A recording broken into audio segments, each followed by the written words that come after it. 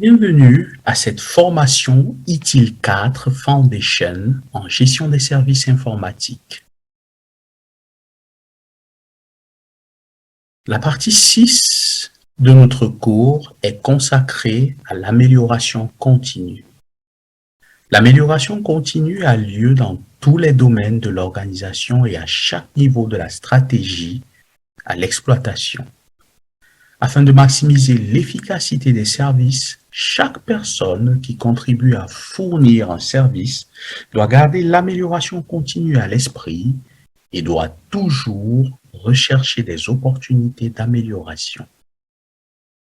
Cette partie est la 6e des 11 parties consacrées à cette formation ITIL 4 Foundation. Dans cette partie, nous traiterons du modèle d'amélioration continue du système de valeur des services ITIL. Le modèle d'amélioration continue d'ITIL peut être utilisé en tant que guide général pour soutenir les initiatives d'amélioration. L'utilisation du modèle augmente les chances de réussite des initiatives d'amélioration dans la gestion des services informatiques, met fortement l'accent sur la création de valeur pour les clients et fait en sorte que les efforts d'amélioration reflètent la vision de l'organisation. Le modèle soutient une approche itérative à l'amélioration, divisant ainsi le travail en éléments gérables avec des objectifs distincts qui peuvent être atteints progressivement. Les informations présentées dans cette partie relèvent des niveaux de difficulté 1 et 2 en même temps. Le modèle d'amélioration continue s'applique au système de valeur des services dans sa totalité, ainsi qu'à tous les produits, services, composants de services et à toutes les relations de l'organisation. Pour soutenir l'amélioration continue dans tous les niveaux de l'organisation, le système de valeur ITIL comprend 3 choses. La première chose, c'est l'amélioration continue en tant qu'un des 6 domaines du système de valeur des services lui-même, qui fournit aux organisations une approche structurée pour l'implémentation des améliorations. La deuxième chose, c'est l'activité de la chaîne de valeur des services améliorée, qui intègre l'amélioration continue à la chaîne de valeur. Et la troisième chose, c'est la pratique de l'amélioration continue qui soutient les organisations dans leurs efforts d'amélioration quotidien. Voyons les étapes du modèle d'amélioration continue d'ITIL. Toutes les composants du système de valeur des services, et pas seulement les services ou les produits, devraient être régulièrement examinés selon le modèle d'amélioration continue présenté ici.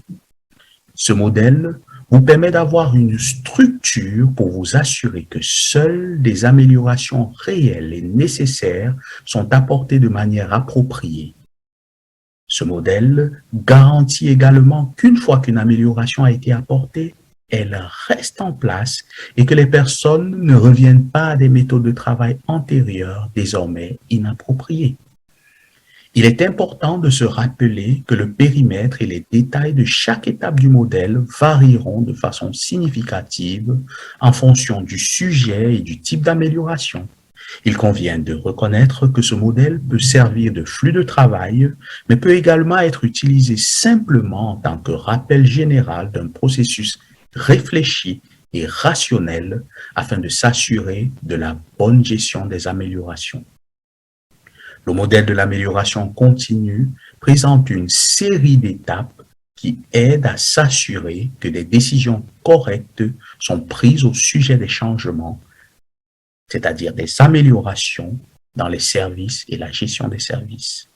Ces étapes, d'après le graphique, sont: quelle est la vision? C'est la première étape. La compréhension de la vision permet d'établir des liens entre l'initiative et l'orientation que l'entreprise s'est fixée, ce qui augmente les possibilités de financement. La deuxième étape, où sommes-nous actuellement, assure la clarté du point de départ et réduit les risques de surprise par la suite. La troisième étape, où voulons-nous être, décrit à quoi ressemblera le succès et assure la clarté des mesures du succès. La quatrième étape, comment y parvenir, c'est la planification. Et la cinquième étape, agir, signifie mettre en œuvre le plan qui a été élaboré et apporter les améliorations qui s'imposent. La sixième étape, y sommes-nous parvenus, montre les résultats obtenus par rapport aux objectifs fixés dans où voulons-nous être.